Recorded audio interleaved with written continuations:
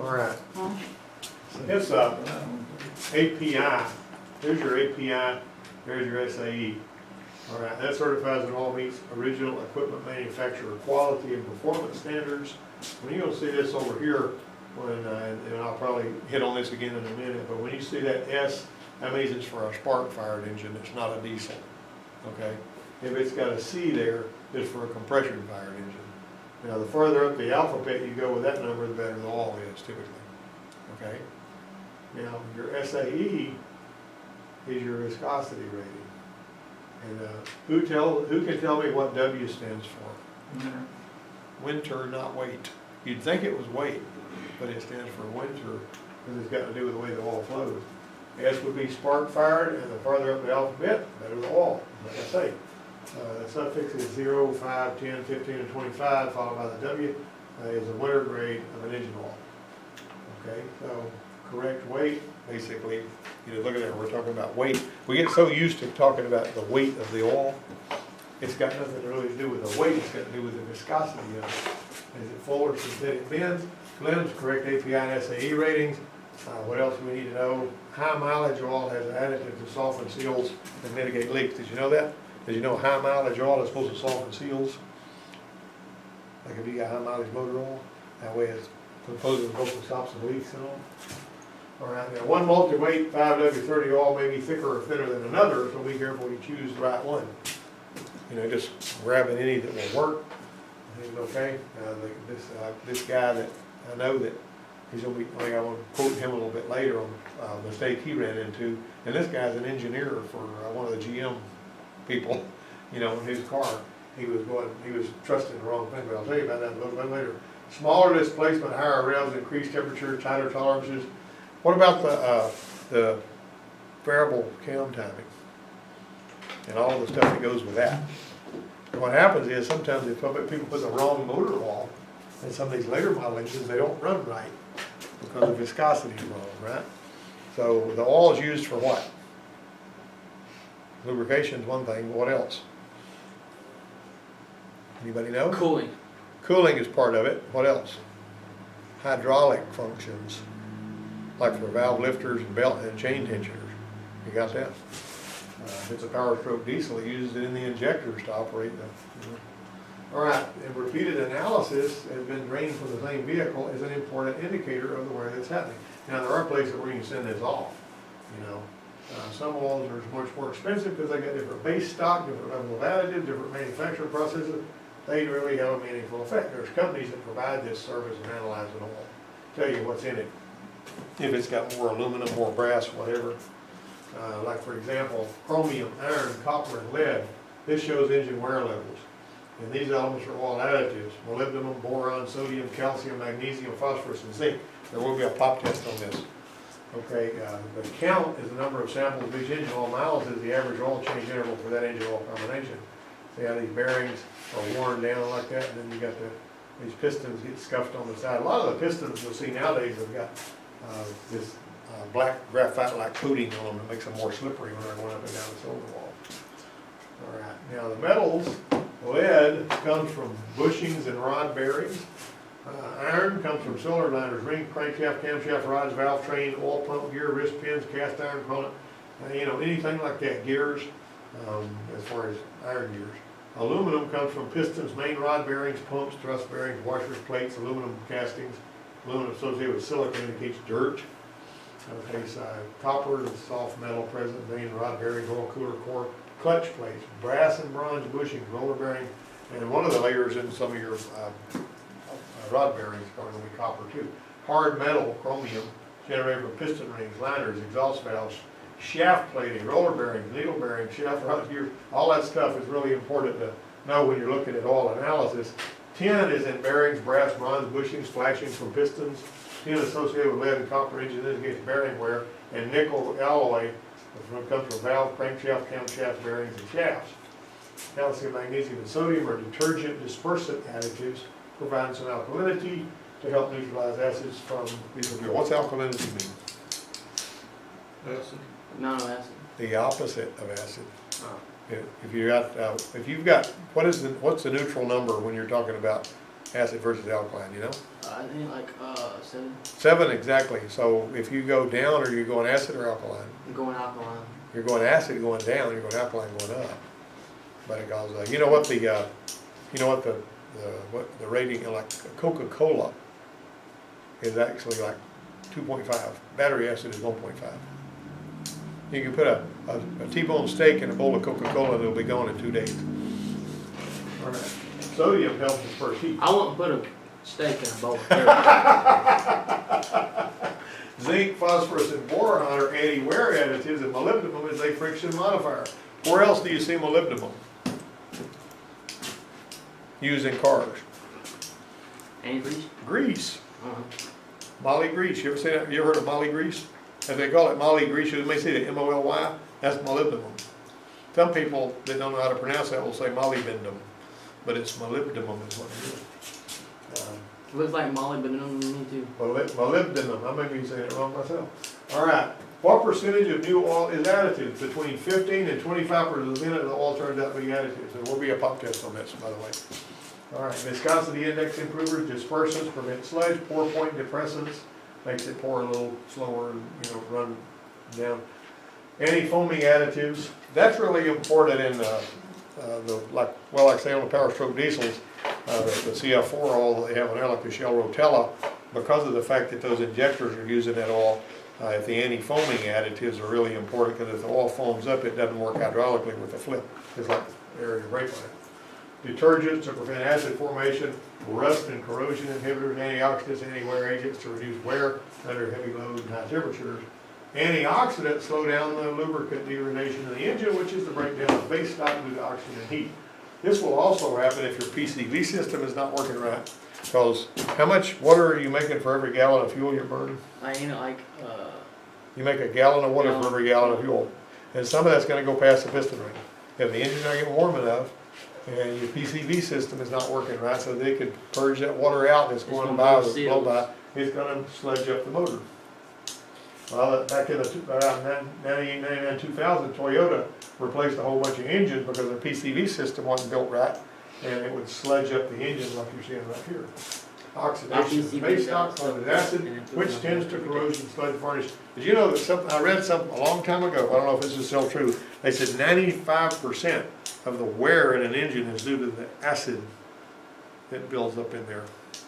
And get rid of it. If you change the oil more regularly, there was a guy that I knew down in Texas, and he had worked for the Parks and Recreation Department of California, and whenever government cutbacks started coming, whenever Reagan was president, because he was trying to balance the budget, which that hadn't happened in a long time, he lost his job, so he moved back to Port Arthur. He didn't know anything about vehicles, but he came to work there in a shop where we were.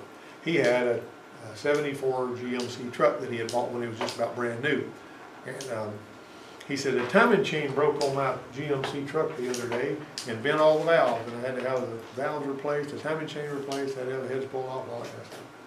Really? Timing chain broke? Never heard of that in my life. Timing chain breaking on a 350? They like that motor out there? He said, yeah. I said, well, how many miles do you have on it? He said, well, I don't know. The speedometer broke at 385,000. I said, golly. And I kept asking him questions, and what I found out when I was talking to him, he had been changing the oil in that vehicle every 1,500 miles. Ever since he had it for all those miles. Every 1,500 he changed the oil. He didn't wait till 3,000, he didn't wait till 5,000, he didn't wait till 7,500, 1,500 mile oil changes. And he got over 400,000 miles out of that truck. Without trouble. The more often you change the oil, and here's something else most people don't know. If you let it get 1 quart low on oil, it breaks down in 1,500 miles. If you let it get 1 quart low. If it's supposed to be 5 quarts and you're running 4 quarts, it's going to break down that much faster. So be careful about keeping your oil full and all that. Some people just keep pouring oil through it and they got new oil all the time. You know about that. Yeah, my car. I know about that. My car never had oil in it. All right. Now these old hot water V8 engines, now that's not a 60s and 70s, that's a 440 on top, ain't it? Would do just fine with about any motor oil. They weren't terribly choosy, but in the 60s at 100,000 miles, most engines were considered to be used up. In the 1960s, if you had a car that lasted 100,000 miles, that was a doggone good car. But by the time they got around to making these cars like we got, like that Pontiac out there that we got, that old ratty looking Pontiac, it's got 250,000 miles on it, and that engine runs like brand new. And it's never really had anything done to it. Today's engines are more choosy about their oil, but they last longer too. Low tension piston rings and all that. Now, viscosity is the oil's resistance to flow via gravity. At a particular temperature, the higher the number, the greater the resistance to the flow. Think of that. Ketchup and mayonnaise. Which one of those has got higher viscosity? Mayonnaise. Mayonnaise does, because it's kind of hard to, where ketchup would have a lower viscosity number than mayonnaise, so the colder something is, the thicker it is. With a multi-weight oil, the thickness can be, we keep using the word weight because we're used to that. Because we changed it should be multi-viscosity. Can be changed vary with temperature, so it's not too thick when it's cold and not too thin when it's hot. That's what that's all about. Because why is it a problem to have oil that acts like a really thick oil when it's cold? You got any idea? Circulate's part of it, but you're also having to cut through that junk on a really, really cold day. It's like molasses, when you're spinning the starter. And also, it's just like you say, when the oil pump's picking it up, you want it to pick it up and send it to where it's supposed to go. Have you ever started one that's been sitting all night and you heard it rattle a little bit before it, kicks in? Before the oil pressure gets up there?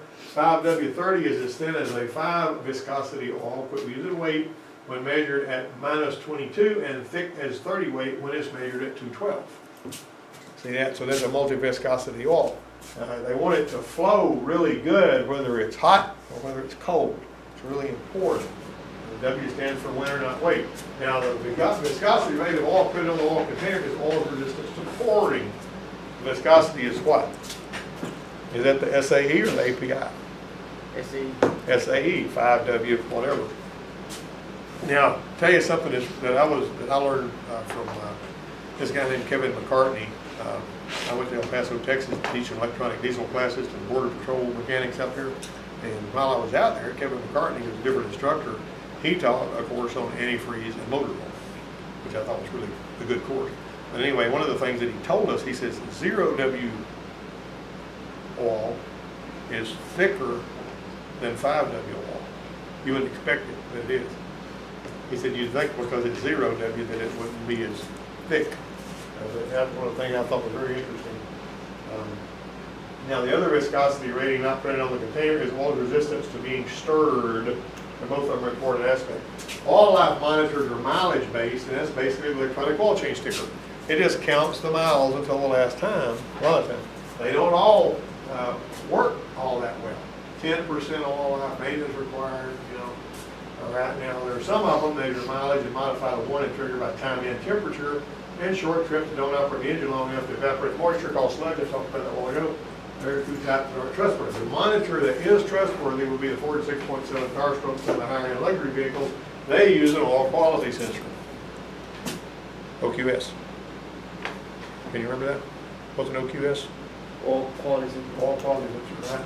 Synthetic oil has superior low temperature properties, better high temperature stability, lower volatility, longer oil life, and responds better to additives compared to mineral or conventional oil. Here's another thing. Let's say that you're changing the oil on a vehicle and you look under there and it tells you it's supposed to take full synthetic oil of a certain,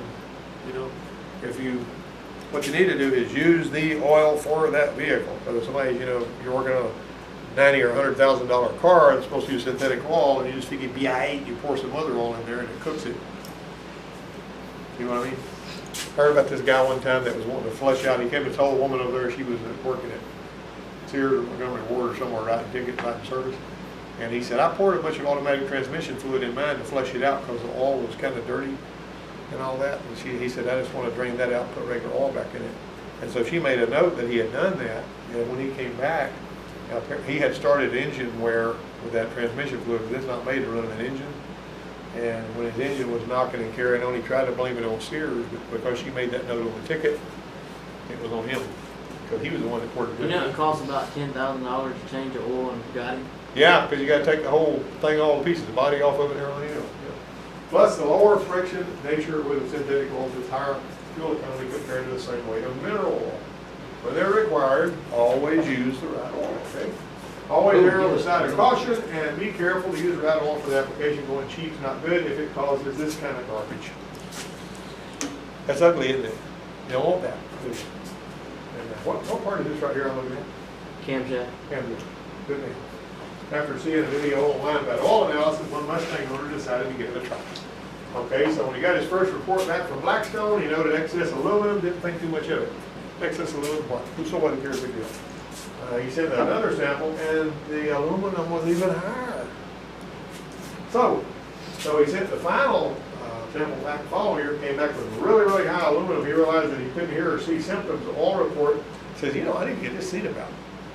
You know, he wasn't having any problem, he didn't have any oil pressure issues, he couldn't feel nothing wrong, but he figured, I got a lot of aluminum showing up. All right, so he took it to a repair shop and explained the situation. He said he didn't really think it was a timing chain. He says it only had 109,000 miles on it. And this guy checked the oil pressure. They used a boroscope to look at the timing chain of the tensioners. And he said the timing chain guides were worn down. In other words, all the plastic was gone and it was grounded on this aluminum backing. Ultimately, would have led to possible catastrophic failure if it gets bad enough. You know, you start having real serious issues if the timing chain. So the chains that worn through the plastic guides saved him a costly motor refill. He had to put timing chains on it, but it had to go time. All right, here's a little film car trivia. Dukes of Hazzard went through 10 Dodge Chargers per episode. That's so sad. Yeah, they had 75 on hand and they were constantly fixing them up. And it's Gone in 60 Seconds, 1974 movie. They did a 45-minute car chase using only 173 Mustang. They used one Mustang to do that whole car chase. Now, we'll They tell didn't you. put it through stuff like they did General Waste. Oh, yeah, they did too. You didn't see that movie, I did didn't you? see it. Oh, boy, a 45-minute car chase, they destroyed 93 cars and one garbage truck. And, but now the difference is, this one always had to look perfect and pristine, even after every jump. Now this one right here, they didn't care what it looked like. And you know what? That car still runs. There was a guy that bought it, and if you look at the special features on the end of the DVD, and if you get a DVD, he's spinning donuts out of it out there. He said if you run the dog legs out of it, it doesn't run hot, but if you try to drive it like a normal car, it runs hot. But it's all beat up, looks just like that. That's how my truck is. If I run it slow, The Ford truck used in the film Mr. Majestic was not modified to do the stunts, it was just stock. And used clips from the movie on television commercials to demonstrate how tough their trucks were. It was a used 68 Ford truck. Anyway, here's one.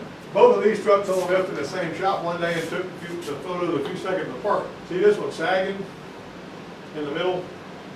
And that one there is straight. Thought that was interesting, and I took those pictures here. Anyway, I was picking, sagging in the middle. See that one there, how straight it is? All right, back to the oil. Dilution from overly rich mixtures, use of unauthorized oil additives, severe driving styles. All of those are problems. Now, look at that. This is really interesting here. Any of them can break it down. All renders oil less effective. It starts to destroy it. Then there's the weird stuff like phantom engine ground issues that can lead to micro arc. Like if you don't have a good ground, you know, then you'll have little sparks arcing. Every time it arcs, it takes a little metal with it. Does some pitting and all that kind of stuff. Micro arc occurs when a bad ground on the engine causes moving parts that don't normally act as a ground to ground stuff. And if the oil pan gallery, the arc shears the carbon chain length, and now you got incorrect viscosity, so it changes the properties of the oil. All right. Here's a sad story from Dave, my buddy Dave. You know, he said, I still perform all out of warranty service, including lube oil and filters on the vehicle in my household. I have a 2013 Malibu Eco hybrid start stock, you know, built alternator start, that is now past the 100,000 mile mark, and in spite of highway miles, I should have changed it all more often. The voice of common sense and technical reason said, don't dare follow that oil life monitor like an uninformed consumer. So he did, to a degree, but never getting below 40%. That sounds good, doesn't it? Don't let it get below 40%, change your oil and go like that. If it was during one of those 40% oil life remaining, then you noticed the mileage driven since the last oil change had reached 11,000 miles. Ouch. That was terrible, wasn't it? This one here's got gasoline direct injection. He's lowered his head in shame. Old Dave Hobbs. He's an engineer with Delphi, you know. All right, so the GDI high pressure pump, it's got these little 3 lobes that drive that high pressure pump, and there is a heck of a lot of pressure there. All right, so the lobes work at plunger through the high pressure pump, and they need extreme lubrication. Use your own kind of oil, it's really nasty, it wears those lobes out, and you got to replace the camshaft and all that, and the pump. And that's what it looks like when it wears the camshaft out and the pump. There's the pump there. And the ticking was a timing chain, and the following a few pieces ended up in the pan. The knocking started, loud crankshaft main bearing, the lump in the throat went away when it was discovered that GBI cam follower had worn out. So it wasn't really, the knocking wasn't what he thought it was, but it was this right here. And so, he used the wrong oil. All right, the quarts of oil he had on here with a Mobil 1 oil, the ACA instead of Ilsac GF5 on the back, and the GM Dexos logo was nowhere to be found. See, this is the GM guy, right? Okay, so pay attention to that kind of stuff. If you use the wrong oil, and that wasn't even a really expensive car, always use the right oil. Don't trust the electronic oil change reminder. Always warm the engine up before shutting it off. And repair P125 and 128 codes quickly. What's those codes got to do with anything? PO 125 and 128, what are they? What's the oil pressure? No. You are supposed to know this. How many things is running too cold? Thermostat. As a matter of fact, if you pull up a PO 128 or PO 120, PO 128 means it's running a little bit too cold. PO 125 means it's running really bad too cold. Okay? So when you see those, you typically throw a thermostat. There's one exception to that, one caveat. On the 98 Camry, like that one out there right on the stand, that y'all been doing time change stuff on, you know what a PO 125 code means on that one? It means the oxygen sensor is not working, usually the downstream one. So, I mean, Toyota came up with something wacky on that. Everybody else, it means it's going too cold. All right. Are you all ready for the pop test? You are? You'll be able to remember all the metals and everything? Probably not, huh? That's an honest guy right there. All right.